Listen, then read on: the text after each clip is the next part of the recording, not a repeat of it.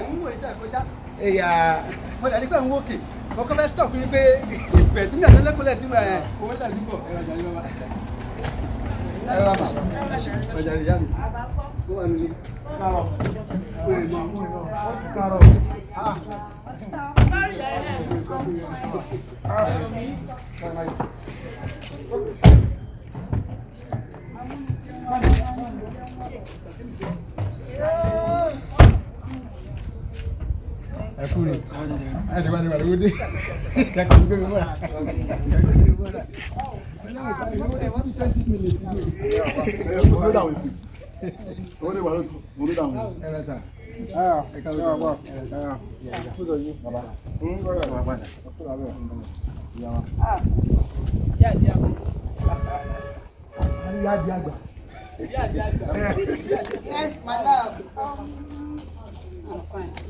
Yeah, I think I just don't get. Then I think no. I don't like the family.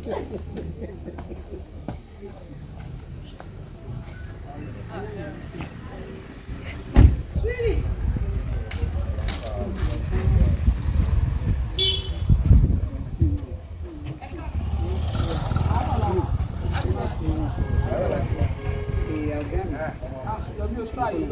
Mọ́tò ẹgbẹ́ ni mọ́tò yìí o.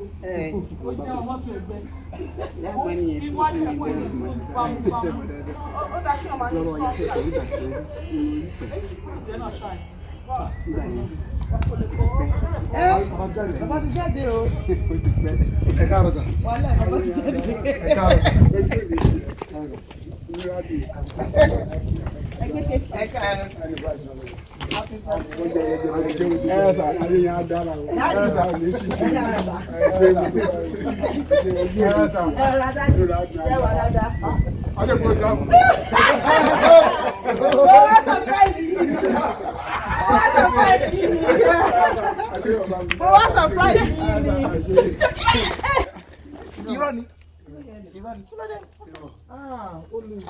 Okay, sorry.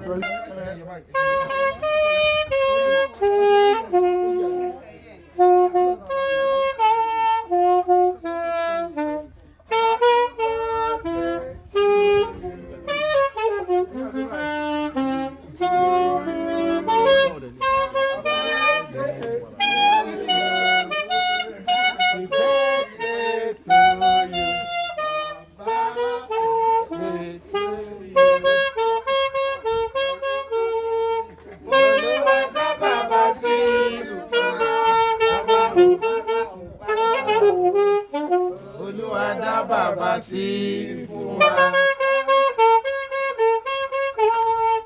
Olúwa dá bàbá sí Olúwa dá bàbá sí fún wa.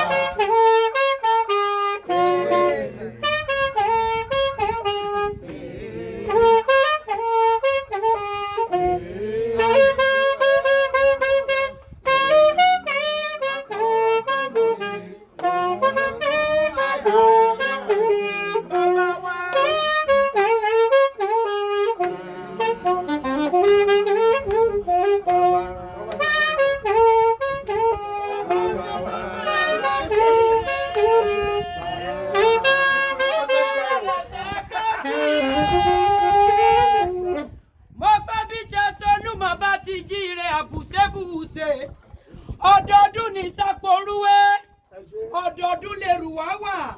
Bàbá ẹ̀ ó mọ ọbẹ̀ ní ọbẹ̀ ní ìbẹ́sù. Àtẹ́lẹsẹ̀ abẹ́ ẹ̀nà pẹ̀pẹ̀. Èèyàn tó bá ní òmò wà ló ní débá. Béèyàn bá gbé kòtò dé olúwa rẹ̀ ní ó jìyìn sí.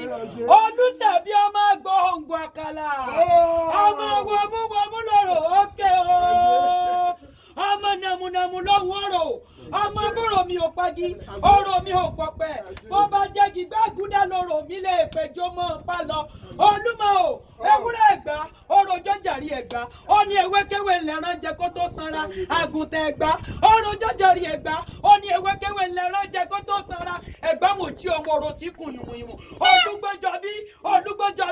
Olúgbẹ́jọbí ọmọ àṣẹ tí mú mi kíkan ọmọ ará kẹ́mọ̀jú ọmọ elégún bọ́bọ ní ìyá bá wọn. Olúmọṣẹ́ bọ̀ lẹ́yìn tèmi happy birthday to you Olúmọṣẹ́ ń bẹ́ lẹ́ni àbọ̀ròde ìwọ́n tó sọdún ẹ̀ní lọ́sẹ̀ tẹ̀mí tọmọtọmọ àkàlàmọ̀gbọ́ sọdún ja ìmọ́là sẹ́kùn gbọ́ bí mo ti ń wí o Ẹ̀gbámọlúsàbí ọmọ gbòǹgbò ọ̀kálá lọ́sọ̀ gbàgbọ́ lọ́wọ́ ọmọjọ́ ògúngbẹ̀rú òjò gba àjọgbẹ̀rú mọ́jọ́ gbẹ̀kọ́ ẹrú ní sinmi ẹ̀kọ́ ìsìnìyàn ibi olúfi wàhálà wa mọ̀ níjà bí Olúmọ mo ní bó ṣe ń ṣe ní Mẹ́kà lọ́ ń ṣe lẹ́gbàá alágẹ̀ wọ́n mọ̀ ní ògùn ní Mẹ́kà ẹ̀yin mọ Olúmọ lágbẹ́ o àní wọ́n ń gòkè àràfá ní Mẹ́kà ẹ̀yin kọ Olúmọ lákẹ́ ará akẹ́mọ̀jọ́ ọmọ màjọ́jọ́ méjì tó gbẹrú mọ́jọ́ gbẹ̀kọ́ ọjọ́ kìíní ẹlọ́jọ́ ń jẹ́ mo ní ẹwà fọ̀rọ̀ hàn mí lẹ́gbàá alákẹ́ wọ́n ní gúnyán lẹ́bẹ̀ o wọ́n ní ro kankan mi nìjọ̀jọ̀ mo gúnyán lẹ́bẹ̀ tán mo ro kankan mi nìjọ̀ kàkà ká ẹ fọ̀rọ̀ lọ mí pẹlẹbẹ kí náà gbélé mi lọ́wọ́ ó tún délé ẹ̀kẹ́jì ẹ̀wẹ̀ mo tún ní ká ẹ fọ̀rọ̀ hàn mí Ẹ̀gbámọlúsàbí kàkà ká ẹ fọ̀rọ̀ hàn mí pẹlẹbẹ kí náà gbélé mi lọ́wọ́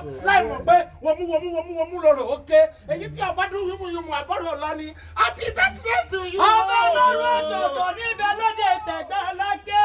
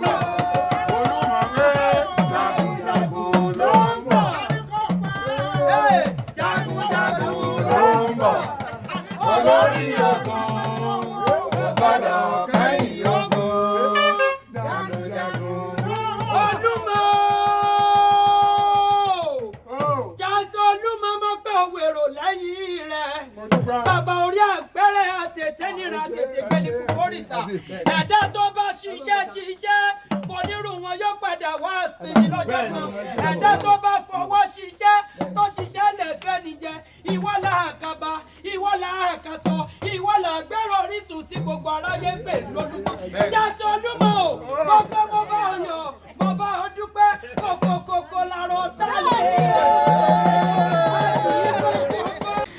for watching this video. Don't forget to click the subscribe button, kindly comment and share. Thank you, Boya TV.